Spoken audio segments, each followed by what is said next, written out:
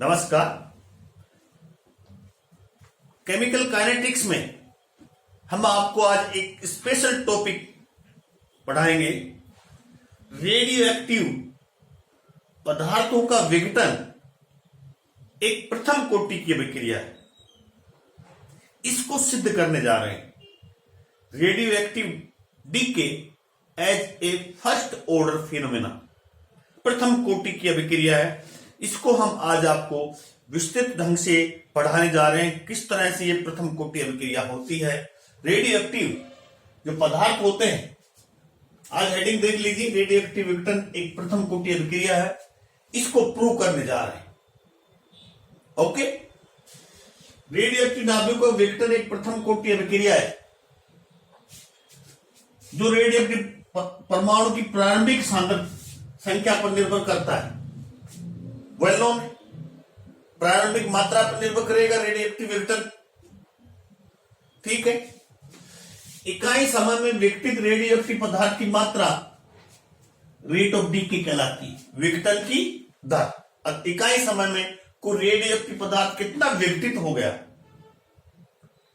वह विघटन की दर कहलाती है। ओके, मान लीजिए रेडियो तत्व ए है जो विघटित होकर जो दूसरा तत्व है उत्पाद बी देता है।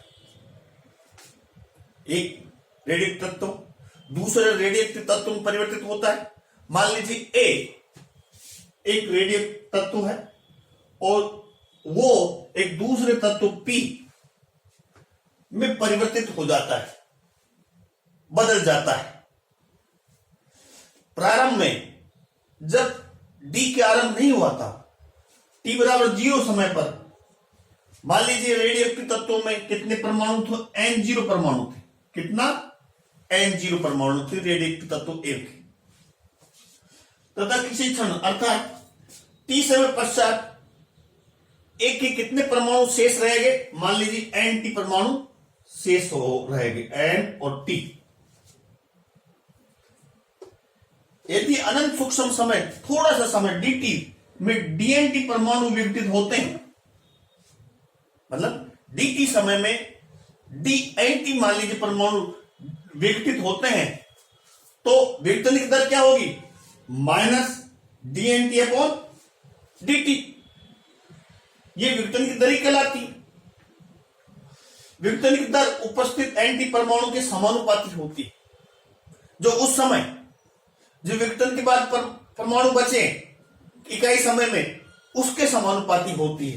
देख लीजिए, विघटन की दर rate of decay minus dN upon dt proportional to N. जो यहां लैम्बडा है वो समानुपाती स्थिरांक है, इसको वेग स्थिरांक भी कहते हैं। लेकिन इस यहां हम इनको डीके कांस्टेंट या डिसइंटीग्रेशन कांस्टेंट, विघटन स्थिरांक या क्षयांक स्थिरांक कहेंगे, ये लैम्बडा का। अब इसका हम रीअरेंजमेंट करने पर पुनर्व्यवस्थित करेंगे तो क्या आ जाएगा बच्चों? एन टी इधर आ जाएगा और डी टी इधर, तो minus d n t upon n t बराबर लैम्बडा डी टी। ओके, समाकलन करने पर इसका समाकलन करेंगे तो समाकलन का ये हमने चिन्ह लगा दिया, समाकलन dt का समाकलन। इसका समाकलन होगा नेचुरल लॉग एन टी बराबर लैम्बडा टी प्लस सी। सी यहां इंटीग्रेशन कांस्टेंट है, समाकलन स्थिरांक है। क्लियर? यहां तक आ गया, हमने समाकलन स्थिरांक इसका इंटीग्रेशन किया, यह है इंटीग्रेशन से। अब इधर चलिए, जब t बराबर 0 मतलब d के प्रारंभ नहीं हुआ है, उस समय जो Nt होगा वो N0 होगा, अर्थात रेडियो एक्टिव पदार्थ की जो मूल मात्रा है वही होगी N0। समझ रहे हैं ना? t बराबर 0 जब अभिक्रिया आरंभ नहीं हुई है, क्षयांक शुरू नहीं हुआ है, डी के विघटन शुरू नहीं हुआ है, तब Nt बराबर N0 होगा। सब समीकरण 1 में हम Nt की जगह हमने N0 लिख दिया, टी की जीरो लिखेंगे तो लैम्बडा टी 0 हो जाएगा। सी इंटीग्रेशन कांस्टेंट बराबर होगा माइनस ln n0 बराबर c। c समाकलन स्थिरांक है, c यहां समाकलन स्थिरांक है। समाकलन स्थिरांक का मान समीकरण 1 में यहां रखेंगे, तो यहां रखेंगे तो क्या आएगा, माइनस ln nt बराबर lambda T minus ln n0। ln को इधर लिया है, ln n0 minus ln nt बराबर लैम्बडा टी। लैम्बडा जो डी के कांस्टेंट है उसको हमने साइड में लेफ्ट साइड में लिया है, तो क्या होगा 1/t और ln n0/nt। क्लियर? और लिख सकते हैं हम लैम्बडा बराबर, यदि लोग लें इस ln नेचुरल लोग का log 10 लें तो 2.303/t log n0/nt। ये इसके रेट इक्वेशन प्राप्त होगी, किसकी? रेडियो एक्टिव डीके की, रेडियो एक्टिव विघटन की। ये है इसकी हम यदि हम comparison first order rate equation से करें, प्रथम कोटि की अभिक्रिया का जो वेग समीकरण है, समाकलित वेग समीकरण है, उससे हम करें तो प्रथम कोटि अभिक्रिया का समाकलित वेग समीकरण क्या होता है बच्चों? k बराबर 2.303/t log 10 a/a minus x।